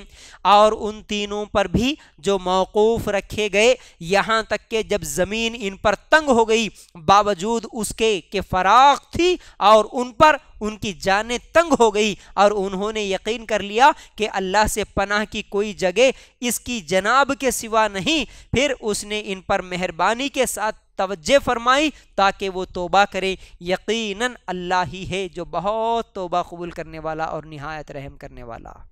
یہ پورا واقعہ صحیح بخاری میں موجود ہے. تو بہرحال اللہ تعالیٰ ان کی توبہ کو قبول کر لیا. اب ایک اور بڑی اہم آیت سورہ توبہ آیت نمبر 111. دنیا میں انسان محض امتحان کے لیے آیا ہے, اور امتحان یہ ہے کہ اللہ کی دی ہوئی نعمتوں کو جن کا اسے عارضی طور پر مالک بنایا گیا خوش دلی سے اللہ کے سپرد کرتا ہے یا نہیں ہے. اللہ تعالیٰ یہ دنیا بنایا ہی امتحان کے لیے, اور اللہ تعالیٰ جو بھی مال دیا, جو بھی نعمتیں دیا, عارضی طور پر دیا, کچھ دنوں کے لیے دیا, اور اللہ تعالیٰ دیکھنا چاہتا ہے کہ میں اسے عارضی طور پر جو چیز دیا اسے خوشی سے اللہ کے راہ میں خرچ کرتا یا نہیں, اللہ کی راہ میں دیتا یا نہیں. اللہ تعالیٰ یہ دیکھنا چاہتا ہے, یعنی وہ اپنا مال اور اپنی جان وہاں استعمال کرے جہاں اللہ کو پسند ہو, اور اس کام میں ہرگز نہ لگائے جو اللہ کو پسند نہیں ہے. مومن وہ ہے جو سمجھتا ہے کہ یہ دونوں چیزیں اللہ کی امانت ہے. سچا مومن تو وہ ہے جو سمجھتا ہے یہ امانت ہے. بھئی مال دیا اللہ تعالیٰ یہ امانت ہے, جان دیا یہ بھی اللہ تعالیٰ کی امانت ہے, پھر اسے مجھے اللہ کی راہ میں ہی لگانا ہے. یعنی امانت کا مطلب جو امانت رکھے ہمارے پاس ان کو واپس کرنا ہے. تو سچا مومن یہ سوچتا ہے کہ یہ اللہ کی طرف سے میرا مال اور میری جان امانت ہے اور اسے اسی کی راہ میں لگانا ہے. تو اللہ تعالیٰ اپنے مومن بندوں پر اتنا مہربان ہے کہ وہ محض اپنی امانت ہی واپس نہیں لیتا, بلکہ خوش دلی سے واپس کرنے والے کو ابدی کامیابی جنت عطا کر دیتا ہے. اللہ اکبر. اللہ تعالیٰ صرف دی ہوئی امانت واپس نہیں لیتا, لیکن خوشی سے کون دیتا یہ دیکھنا چاہتا ہے. اس کے تعلق سے اللہ تعالیٰ سورہ توبہ کی آیت نمبر 111 میں کہتا ہے, ان اللہ اشترى من المؤمنین انفسهم واموالهم بان لهم الجنة یقاتلون فی سبیل اللہ فیقتلون ویقتلون وعدا علیہ حقا فی التوراۃ والانجیل والقرآن ومن اوفى بعہدہ من اللہ فاستبشروا ببیعکم الذی بایعتم بہ وذلک هو الفوز العظیم. ترجمہ اس کا, بے شک اللہ نے مومنوں سے ان کی جانیں اور ان کے مال خرید لیے ہیں. اللہ تعالیٰ کیا بول رہا, مومنوں سے ان کی مال کو بھی اور ان کی جان کو بھی اللہ تعالیٰ خرید لیا, اس کے بدلے میں کہ ان کے لیے جنت ہے. اللہ تعالیٰ خرید لیا, اس کے بدلے میں کیا دینا چاہ رہا, اللہ تعالیٰ جنت دینا چاہ رہا. وہ اللہ کے راستے میں لڑتے ہیں, بس قتل کرتے ہیں اور قتل کیے جاتے ہیں. تورات اور انجیل اور قرآن میں اس کے ذمے پکا وعدہ ہے, اور اللہ سے زیادہ اپنا وعدہ پورا کرنے والا کون ہے. تو اپنے اس سودے پر خوب خوش ہو جاؤ جو تم نے اس سے کیا ہے, اور یہی بہت بڑی کامیابی ہے. یہاں پر ایک سودا چل رہا اللہ تعالیٰ کا اپنے بندوں کے ساتھ. کیا چل رہا, ایک تو اللہ تعالیٰ بول رہا اللہ تعالیٰ جو وعدہ کرتا، جو تمہیں وعدہ دے رہا، جو سودا کر رہا نا، اس میں اللہ تعالیٰ پورا وعدہ جو کر رہا ہے اللہ تعالیٰ اسے ضرور پورا کرے گا. اللہ تعالیٰ کا وعدہ ہے. کیا وعدہ ہے؟ اب یہاں پر ایک ڈیلنگ چل رہی، سمجھیے کیا چل رہی. اللہ تعالیٰ بول رہا اے میرے بندو مجھے اپنی جان اور اپنا مال دے دو، بدلے میں جنت لے لو. یہ اللہ تعالیٰ کا اپنے بندوں سے وعدہ ہے کہ میں ضرور جنت دوں گا، شرط یہ ہے کہ تمہارا مال اور تمہارا جان اللہ کے دین کے لیے لگے. ہم دنیا میں کسی سے ڈیلنگ کرتے ہیں، کوئی پلاٹ خریدتے ہیں، کوئی گھر خریدتے ہیں، تو ہم چیک کر لیتے ہیں، معلومات کر لیتے ہیں، تحقیق کر لیتے ہیں، بعد میں ہمیں یقین ہو جاتا ہے، پھر ہم ان کو ایڈوانس دیتے ہیں، پھر اس کے بعد اتنے مہینوں کے بعد اتنے پیسے دینے کا وعدہ کرتے ہیں، بعد میں ہم لوگوں کے نام پر وہ رجسٹر ہو جاتا ہے، وہ پلاٹ ہو یا وہ گھر ہو، کوئی بھی چیز ہو. تو ہمیں دنیا والوں کے ساتھ ڈیلنگ کرتے ہوئے، خرید و فروخت کرتے ہوئے ہم لوگوں کو یقین ہوتا ہے، لیکن یہاں پر اللہ تعالیٰ وعدہ کر رہا ہے کہ میں تمہیں جنت دوں گا. لیکن کرنا کیا ہے تمہیں؟ دینا کیا ہے؟ اپنی جان اور اپنی مال. تو اللہ تعالیٰ یہاں پر کیا بول رہا ہے کہ اللہ تعالیٰ مومنوں سے ان کی جانیں اور ان کے مال کو خرید لیا. کیا ہم بیچنے کے لیے تیار ہیں؟ کیا ہم اللہ تعالیٰ کو اپنی جان اپنی مال دینے کے لیے تیار ہیں؟ اور ہمیں یقین بھی ہے کہ اگر ہم اپنی جان اور اپنا مال اللہ تعالیٰ کو دیں گے، بدلے میں اللہ تعالیٰ ہمیں جنت دے گا. ویسا یقین ہے؟ ویسا یقین نہیں آتا. اس لیے ہم لوگ کیا کرتے ہیں؟ اکثر مسلمان اپنے مالوں کو جمع کے رکھتے ہیں. اور جان دینے کا مطلب اللہ تعالیٰ تمہیں ذہن دیا، علم دیا، وقت دیا، قوت دیا، اولاد دیا، تو جو نعمت دیا اسے اللہ کی راہ میں لگاؤ نا. یہ جان ہے. اور جس وقت جیسے صحابہ کو موقع ملا تھا اللہ کی راہ میں جنگ کرنے، جہاد کرنے، اپنی جانوں کو قربان کرنے کا، اگر وہ وقت آیا تو جان بھی لگانا ہے. لیکن جب تک وہ موقع نہیں آیا، اللہ تعالیٰ جو صلاحیت دیا ہمیں وہ صلاحیت اللہ کی راہ میں لگاتے رہنا ہے. وقت لگاؤ، ذہن لگاؤ، علم لگاؤ. اولاد دیا اللہ تعالیٰ، اولاد کو لگاؤ. اللہ کے دین کے لیے کیا لگا رہے؟ اللہ تعالیٰ جنت ایسے ہی نہیں دے گا. یہاں پر اللہ تعالیٰ بولا دو چیزیں تم دو اللہ کے راستے میں، اللہ جنت دے گا. ایک جان دو اور دوسرا مال دو. تو یہ اپنے ایمان کا جائزہ لینا اس آیت کی روشنی میں کہ کیا میں اللہ کی راہ میں، اللہ کے لیے، اللہ کے دین کے لیے اپنی جان، اپنی مال کی قربانی دے رہا ہوں یا نہیں دے رہا ہوں. اس کے بعد اللہ کے رسول صلی اللہ علیہ وسلم کے تعلق سے ایک آیت ہے، سورہ توبہ آیت نمبر 128. لَقَدْ جَاءَكُمْ رَسُولٌ مِّنْ أَنفُسِكُمْ عَزِيزٌ عَلَيْهِ مَا عَنِتُّمْ حَرِيصٌ عَلَيْكُمْ بِالْمُؤْمِنِينَ رَءُوفٌ رَحِيمٌ. بے شک یقیناً تمہارے پاس تمہیں میں سے ایک رسول آیا ہے، اس پر بہت شاق ہے کہ تم مشقت میں پڑو، تم پر بہت حرص رکھنے والا، مومنوں پر بہت شفقت کرنے والا، نہایت مہربان ہے. یعنی یہ جو رسول ہے جو تمہیں میں سے آیا، تمہیں لوگوں میں سے آیا، یعنی الگ سے کوئی فرشتہ نہیں ہوتا، یہ کوئی الگ مخلوق نہیں ہوتی، تمہیں میں سے جو تمہارے لیے اللہ تعالیٰ رسول بھیجا، یہ مومنوں پر بہت شفقت کرنے والا، تم لوگوں سے بہت زیادہ محبت کرنے والا ہے.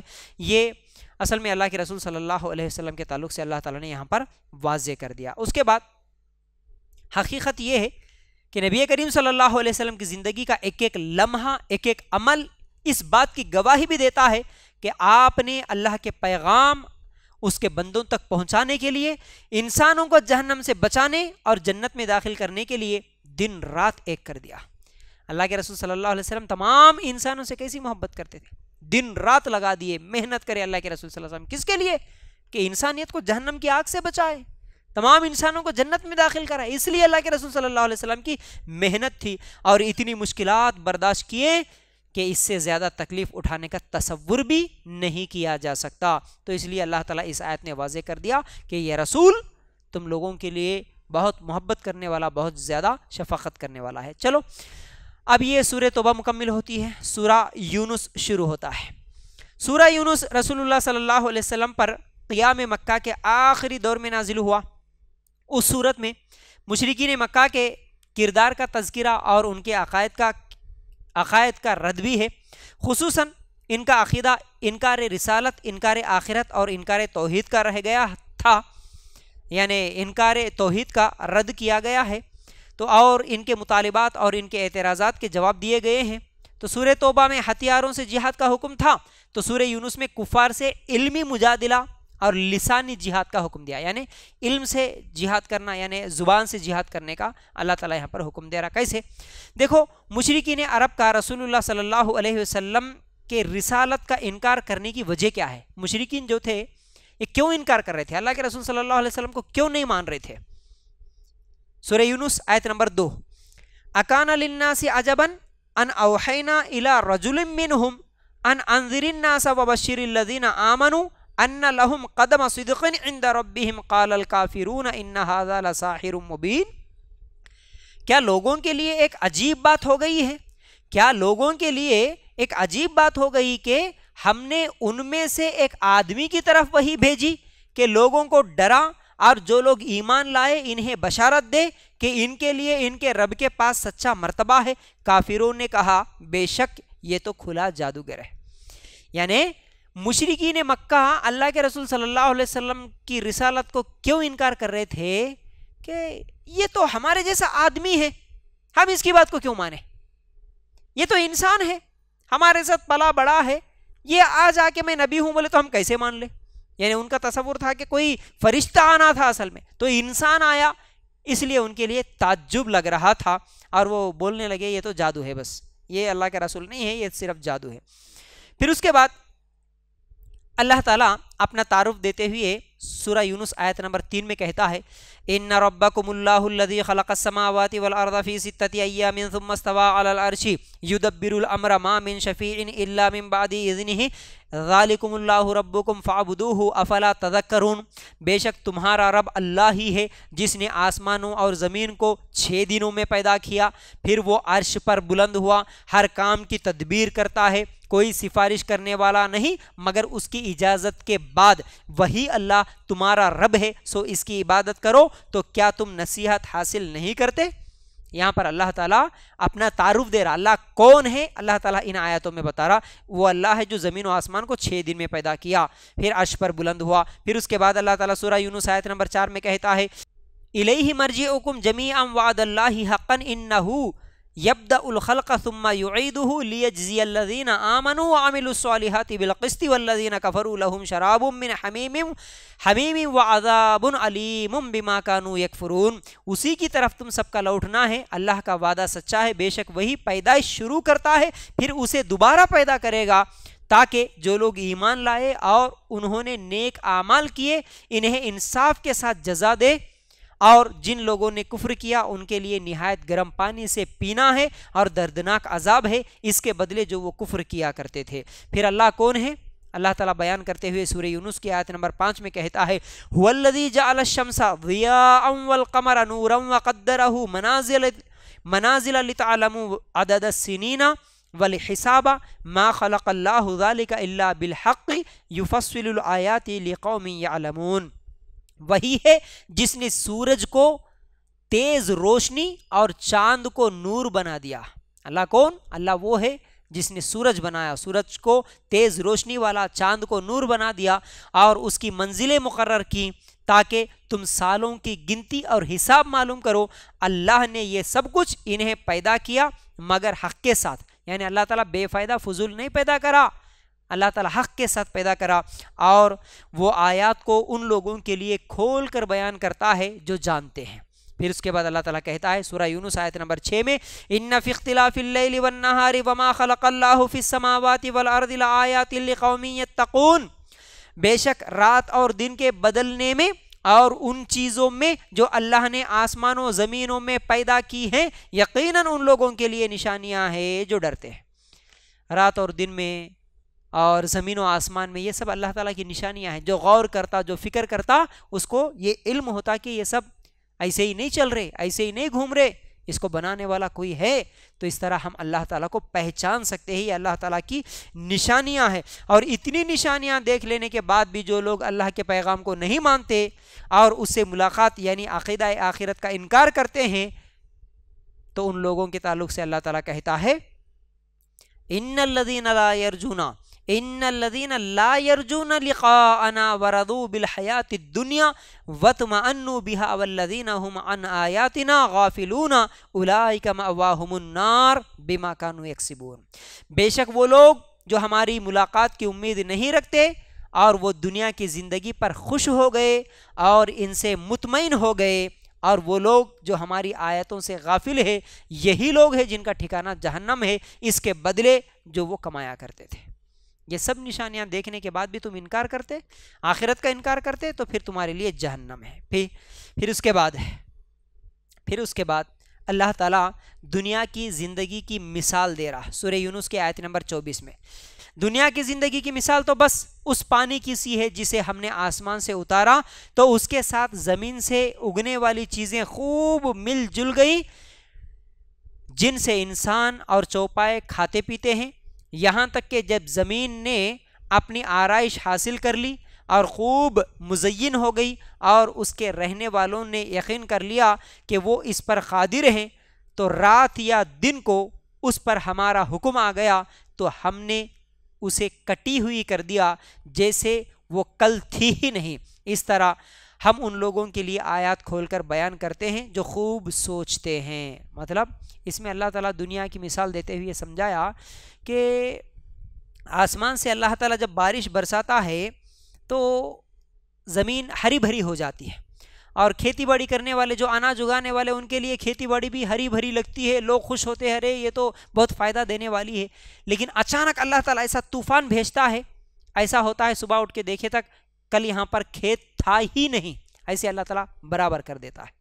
جیسے آج بھی ہم دیکھتے ہیں طوفان، اچانک زلزلے یا بارش ہی زیادہ ہو جاتی ہے، بس فصل کاٹنے کی ہی تیاری. آج بھی 2-4 دن پہلے جو بارش ہوئی تھی اس سے بھی ہزاروں ایکڑوں میں لوگوں کے کھیتوں کا نقصان ہوا. فصل ہاتھ کو ہی آنے والی تھی، اچانک بارش ہوتی ہے یا طوفان آتا ہے تو وہ برباد ہو جاتے ہیں. اسی طرح اللہ تعالیٰ ہم لوگوں کو اس مثال سے سمجھانا چاہتا ہے. تم بھی یہ دنیا کی چمک دمک دیکھ کے تم سمجھتے ہو یہیں پر رہنا ہے، بڑی خوشی کی زندگی ہے، لیکن اچانک اللہ تعالیٰ تمہیں موت دے دیتا. تم بھی لمبی امیدیں رکھ کے زندگی گزارتے، اچانک موت کا فرشتہ آتا ہے، تمہیں اٹھا کر لے جاتا ہے جب حقیقت کھل جاتی ہے، سامنے آ جاتی ہے. ٹھیک ہے. پھر اسی طرح مشرکین عرب کا عذاب کا مطالبہ، سورہ یونس آیت نمبر 11، وَلَوْ يُعَجِّلُ اللَّهُ لِلنَّاسِ الشَّرَّ اسْتِعْجَالَهُمْ بِالْخَيْرِ لَقُضِيَ إِلَيْهِمْ أَجَلُهُمْ فَنَذَرُ الَّذِينَ لَا يَرْجُونَ لِقَاءَنَا فِي طُغْيَانِهِمْ يَعْمَهُونَ. اور اگر اللہ لوگوں کو برائی جلدی دے، انہیں بہت جلدی بھلائی دینے کی طرح، تو یقیناً ان کی طرف ان کی مدت پوری کر دی جائے تو ہم ان لوگوں کو جو ہماری ملاقات کی امید نہیں رکھتے چھوڑ دیتے اور اپنی سرکشی ہی میں حیران پھرتے. یعنی مشرکین عرب چاہتے تھے کہ تم جو بول رہے نا کہ اللہ کا میں رسول ہوں اور اللہ تعالیٰ کیا ہے بات نہیں مانے تو عذاب دے گا، تو مشرکین مکہ بولتے تھے کہ اللہ سے تم دعا کرو اللہ تعالیٰ جلدی ہمارے اوپر عذاب بھیج دے. تو اللہ تعالیٰ یہاں پر ان کے جواب میں کہتا ہے تم جب بولے تب عذاب آنے والا نہیں ہے. پھر اسی طرح قرآن مجید کے تعلق سے کافروں کا ایک مطالبہ تھا کہ وہ قرآن کی آیتوں کو بدل دے یا ان کی خواہشات کے مطابق کر دے. اللہ تعالیٰ سورہ یونس کے آیت نمبر 15 اور 16 میں ان کا جواب دیتے ہوئے کہتا ہے جب ان پر ہماری واضح آیات پڑھی جاتی ہیں تو وہ لوگ جو ہماری ملاقات کی امید نہیں رکھتے کہتے ہیں کہ کوئی قرآن کے سوا لیا، یعنی یہ قرآن ہمیں نہیں چاہیے، اس کے علاوہ کوئی اور دوسری چیز لیا، یا نہیں تو پھر اسے ہی بدل دے، اس کو بدل دے. کہہ دے میرے لیے ممکن نہیں کہ میں اسے اپنی طرف سے بدل دوں. اے اللہ کے رسول تم بولو کہ میں نہیں بدل سکتا قرآن کو. پھر اس کے بعد میں پیروی نہیں کرتا مگر اسی کی جو میری طرف وحی کی جاتی ہے. اللہ تعالیٰ جو مجھے بھیجا، میری طرف بھیجا، میں اسی کی پیروی کرتا، میں اس کو بدلنے والا نہیں ہوں. بے شک میں اگر اپنے رب کی نافرمانی کروں تو بہت بڑے دن کے عذاب سے میں خود ڈرتا ہوں. میں اگر قرآن کو بدلا، میں اگر اللہ کی بات نہیں مانا تو مجھے خود ڈر ہے قیامت کے دن کا. کہہ دو اے محمد، تم کہہ دو اگر اللہ چاہتا تو میں اسے تم پر نہ پڑھتا اور نہ وہ تمہیں اس کی خبر دیتا. بس بے شک میں تم میں اس سے پہلے ایک عمر رہ چکا ہوں، تو کیا تم نہیں سمجھتے؟ کیا تم میرے بارے میں نہیں جانتے؟ میں قرآن کے نازل ہونے سے پہلے کئی سال تک تمہارے ساتھ ہی تھا. اس طرح بھی اللہ کے رسول صلی اللہ علیہ وسلم ان کو سمجھا رہے تھے. ٹھیک ہے. پھر اس کے بعد اولیاء اللہ کون ہے, اللہ کے ولی کون ہیں, اس کے تعلق سے بھی اللہ تعالیٰ اس آیت میں سورہ یونس کی آیت نمبر 62 اور 63 64 میں اللہ تعالیٰ فرماتا ہے. جیسا کہ آج اصل میں اولیاء اللہ بولے تو بہت بڑے مرتبے والے صوفیہ ہے, وہ لوگ جو مزاروں کے پاس بیٹھتے ہیں, بڑے بڑے درگاہ بنا کے بیٹھتے ہیں, ان کے پاس کوئی پاور ہوتا ہے, اس طرح ہم لوگ تصور کر کے بیٹھے یہ اولیاء اللہ ہے. لیکن اللہ تعالیٰ کن کو اولیاء اللہ بول رہا؟ الا ان اولیاء اللہ لا خوف علیہم ولا هم يحزنون الذين آمنوا وكانوا يتقون لهم البشرى في الحیاۃ الدنیا وفي الآخرۃ لا تبدیل لکلمات اللہ ذلک هو الفوز العظیم. سن لو, بے شک اللہ کے دوست اولیاء اللہ کون ہیں؟ الا ان اولیاء اللہ, اولیاء بولتے ہیں اصل میں دوست کو, اولیاء اللہ بولے تو اللہ کے دوست, اولیاء الشیطان بولے تو شیطان کے دوست. ولی کا مطلب دوست ہوتا ہے, یاد رکھ لو. تو اللہ تعالیٰ کیا بول رہا؟ بے شک اللہ کے دوست ان پر نہ کوئی خوف ہے اور نہ وہ غمگین ہوں گے, وہ جو ایمان لائے اور اللہ سے ڈرتے ہیں, انہی کے لیے دنیا کی زندگی میں خوشخبری ہے اور آخرت میں بھی.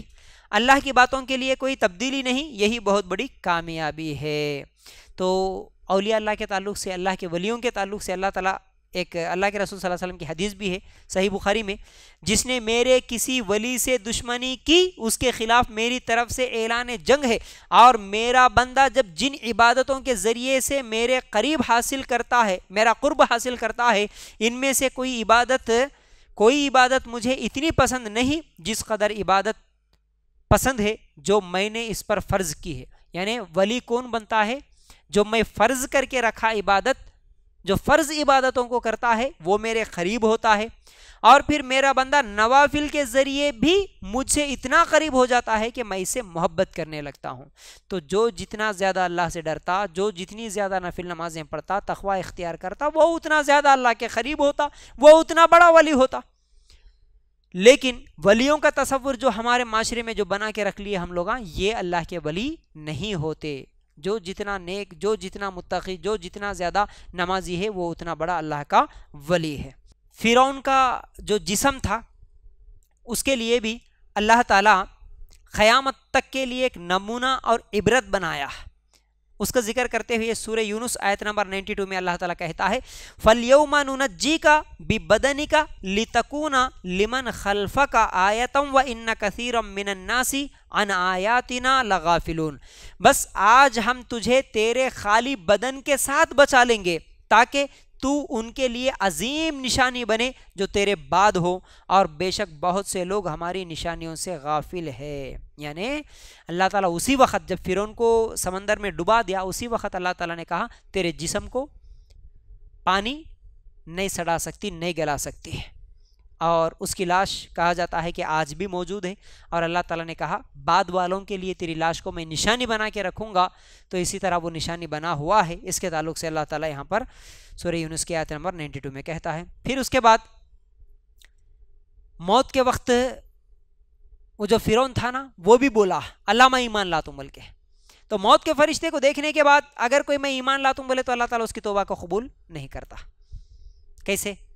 یہی سورہ یونس آیت نمبر 90 اور 91 میں اللہ تعالیٰ کہتا ہے وَجَاوَزْنَا بِبَنِي إِسْرَائِيلَ الْبَحْرَ فَأَتْبَعَهُمْ فِرْعَوْنُ وَجُنُودُهُ بَغْيًا وَعَدْوًا حَتَّى إِذَا أَدْرَكَهُ الْغَرَقُ قَالَ آمَنْتُ أَنَّهُ لَا إِلَهَ إِلَّا الَّذِي آمَنَتْ بِهِ بَنُو إِسْرَائِيلَ وَأَنَا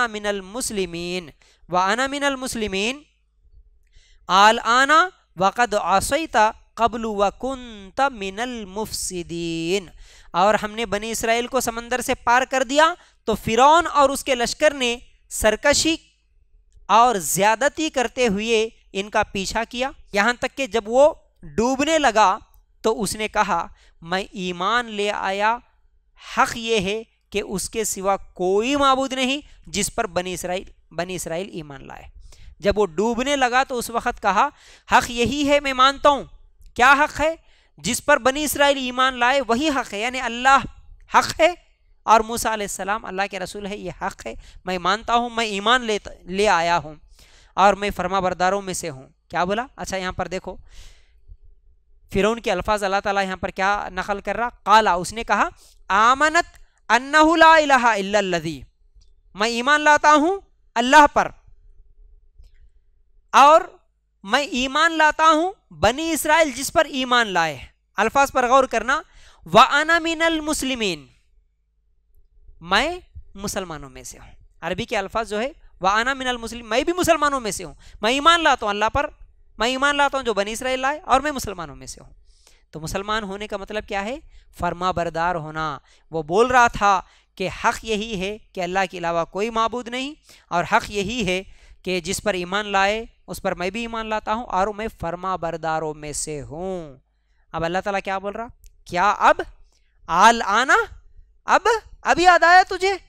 उसके बाद अल्लाह ताला कहता है, हालांकि बेशक तूने उससे पहले नाफरमानी की और तू फसाद करने वालों में से था, तो बहुत बड़ा फसादी था, इसलिए तुझे आज तौबा की तौफीक नहीं।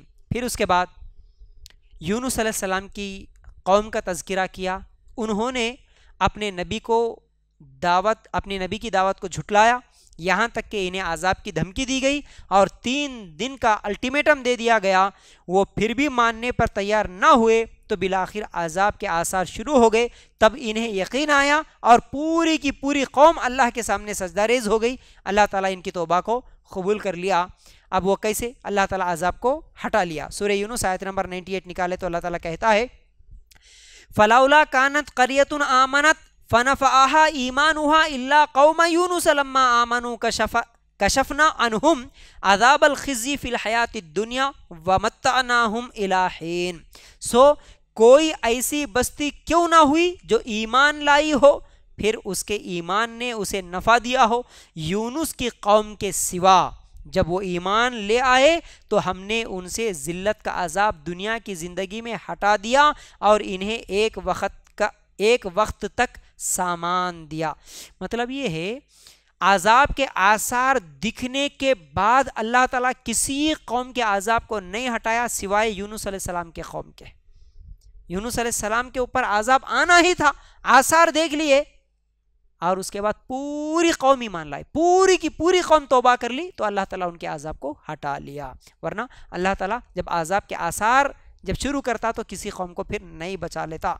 अब उसके बाद तौहीद की जो दावत दी गई है, आखिरी आयत है आज की, सूरह यूनुस आयत नंबर 105 से लेकर 107 तक अगर हम लोग पढ़ेंगे, व अन आकिम वजहक लिद्दीन हनीफम वला तकूनन्न मिनल मुशरिकीन वला तदउ मिन दूनिल्लाहि मा ला यनफउका वला यदुर्रुका फइन फअलत फइन्नका इज़म मिनज़ ज़ालिमीन व इन यमसस्कल्लाहु बिदुर्रिन फला काशिफ लहु इल्ला हु व इन युरिदका बिखैरिन फला राद्द लिफज़लिहि युसीबु बिही मन यशाउ मिन इबादिही व हुवल गफूरुर रहीम। तर्जुमा, और ये कि तू अपना चेहरा एकसू होकर उसी दीन की तरफ सीधा रख और मुशरिकों में से हरगिज ना हो, और अल्लाह को छोड़कर उस चीज़ को मत पुकार जो ना तुझे नफ़ा दे और ना तुझे नुकसान पहुँचाए। फिर अगर तूने ऐसा ना किया तो यकीनन तू उस वक़्त ज़ालिमों में से हो जाएगा। अल्लाह ताला खुद अल्लाह के रसूल को बोल रहा, तो अल्लाह के अलावा अगर दूसरों की पूजा करा तो तू भी ज़ालिमों में से हो जाएगा, और अगर अल्लाह तुझे कोई तकलीफ़ पहुँचाए तो उसके सिवा कोई दूर करने वाला नहीं है, और अगर वो तेरे साथ किसी भलाई का इरादा कर ले तो कोई उसके फजल को हटाने वाला नहीं। अल्लाह ताला यहाँ पर तौहीद बयान कर रहा कि अल्लाह अगर किसी के ऊपर फजल करना चाहे तो पूरी दुनिया मिलकर उसे हटा नहीं सकती, और अल्लाह ताला अगर किसी को तकलीफ़ पहुँचाना चाहे तो अल्लाह जो तकलीफ़ पहुँचाना चाहे पूरी दुनिया मिलकर उसे हटा नहीं सकती। और अगर वो तेरे साथ किसी भलाई का इरादा करे तो कोई उसके फजल को हटाने वाला नहीं, और उसे अपने बंदों में से जिसको चाहे पहुंचा देता है, और वही बेहद बख्शने वाला निहायत रहम वाला है। यानी अल्लाह जिसे चाहे फजल से नवाज देता, अल्लाह ताला जिसे चाहे तकलीफ़ में मुब्तला करता, तो अल्लाह के अलावा कोई तकलीफ़ों को दूर करने वाला नहीं है। तो बहरहाल ये था आज का दर्स, जो कि पारा नंबर 11 तो आज मुकम्मिल हो गया। तो इंशाअल्लाह उम्मीद करता हूँ कि बातें समझ में आ गई होंगी। अल्लाह ताला से दुआ है कि अल्लाह हमें कुरान को सही समझने और उसके मुताबिक अमल की तौफीक दे। आमीन या रब्बल आलमीन। जज़ाकल्लाहु खैर। अस्सलामु अलैकुम व रहमतुल्लाहि व बरकातुहू।